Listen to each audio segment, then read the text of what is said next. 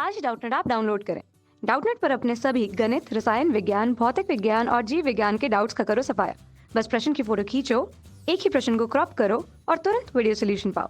अभी डाउनलोड करें। दोस्तों, आपका प्रश्न है, एक मोल N2 गैस 0.8 वायुमंडलीय दाब पर किसी सूक्ष्म छिद्र से विसरित होने में 38 सेकंड का समय लेती है, जबकि जेनॉन का फ्लोरीन के साथ एक अज्ञात यौगिक के एक मोल को 1.6 वायुमंडलीय पर उसी छिद्र से विसरित होने में 57 सेकंड लगते हैं। यौगिक के अणु सूत्र की गणना कीजिए, जबकि जेनॉन का अणु भार हमें दे रखा है दोस्तों 131। ठीक है ना। तो प्रश्न को हल करते हैं। यहाँ पे दोस्तों हमें दे रखा है जो नाइट्रोजन है उसके लिए दे रखा है, नाइट्रोजन के लिए हमें दे रखा मोलों की संख्या N1 बराबर 1 मोल नाइट्रोजन के उपस्थित है, और इसके लिए वायुमंडलीय दाब P1 का मान दे रखा है 0.8 वायुमंडलीय दाब। ठीक है। विसरित होने में 38 सेकंड का समय लेती है, अर्थात टाइम इसके लिए समय दे रखा है विसरण का, वो है 38 सेकंड। ठीक है ना। ठीक है दोस्तों। और उसके बाद हमें दे रखा है जबकि जेनॉन का फ्लोरीन के साथ एक जो अज्ञात यौगिक है, तो हमें पता है जो जेनॉन होता है वो फ्लोरीन के साथ यौगिक बनाता है XeF2, XeF6, XeF4 इस तरीके के यौगिक बनाता है। तो यहाँ पे हमें मान लेता हूँ कि XeFA। ठीक है ना। कि हमें ये नहीं पता है कि फ्लोरीन के कितने परमाणु जो है जेनॉन के साथ जुड़े हुए हैं, तो इसी वजह से मैं इसे मान लेता हूँ XeFA कोई भी अज्ञात यौगिक है, अज्ञात यौगिक है। ठीक है दोस्तों।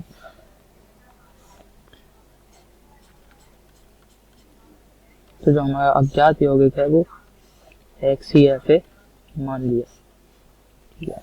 और इस अज्ञात यौगिक के लिए हमें दे रखा है दोस्तों इसके मोलों की संख्या, अर्थात N2 का मान जो है वो 1 मोल है। ठीक है। और इसका लिए वायुमंडलीय जो दाब है वो दे रखा है 1.6 वायुमंडल दाब पर है, और इसके विसरण के में जो समय लगता है T2 वो दे रखा है हमें 57 सेकंड का। ठीक है। ये सेकंड में दे रखे हैं समय। ठीक है। ये भी सेकंड में है। दोस्तों हमसे पूछ रहा है इसका अणु सूत्र क्या होगा यौगिक का। ठीक है ना। तो यहाँ पे हम हल करते हैं इस प्रश्न को। इसमें विसरण का नियम लगाते हैं R1/R2। विसरण की दरें जो होती हैं वो व्यक्त की जाती हैं M2/√M2/M1 गुणा P1/P2 इस तरीके से। दोस्तों यहाँ पे हमें मोलों की संख्या और विसरण का समय दे रखा है, तो ये जो विसरण की दर है इसको मोलों की संख्या और समय में व्यक्त करेंगे। किस प्रकार सूत्र बन जाएगा तब कुछ इस प्रकार बनेगा N1/T1 गुणा T2/N2। ठीक है ना।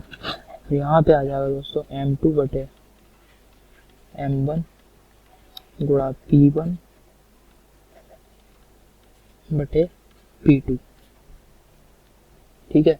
अब दिए गए सभी मानों को यहाँ पे रखते हैं। N1 का मान दे रखा है हमें 1 मोल और समय दे रखा है यहाँ पे 38 सेकंड गुणा T2 जो है वो 57 सेकंड, मोलों की संख्या 1 मोल है, और यहाँ पे अणु भार जो है M2 ये हमें पता नहीं है। M1 जो है वो नाइट्रोजन है, तो उसके लिए हो जाएगा 28, और जो वायुमंडलीय दाब होगा वो दे रखा है, उसका मान भी यहाँ पे हमने रख दिया है 1.6।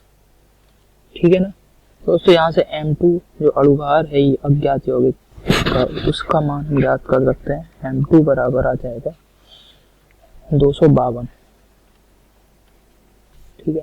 तो दोस्तों अगर यौगिक जो है वो जेनॉन का हमने माना था ऊपर XeFA है, तो इसका जो अणु भार होगा वो हम ऐसे कुछ इस प्रकार निकालें। जेनॉन के लिए हमें दे रखा है 131। ठीक है ना। और फ्लोरीन का जो अणु भार होता है, फ्लोरीन का अणु भार 19। ठीक है। लेकिन हमें इसके अणुओं की संख्या नहीं पता, परमाणुओं की संख्या नहीं पता है कि कितने परमाणु जेनॉन से जुड़े हुए हैं, तो वो A मान लिया है और ये 19। ठीक है। कुछ इस प्रकार होगा।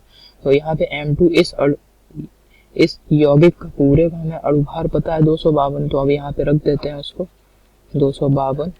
ठीक है। 131 प्लस A गुणा 19। तो दोस्तों यहाँ से ए का मान जो आता है वो आता है 6.36। तो दोस्तों हमें पता है जो यहाँ पे जो फ्लोरीन के लिए जो भी परमाणुओं की संख्या होगी वो इस तरीके से तो नहीं लिख सकते हम 6.16 6.13।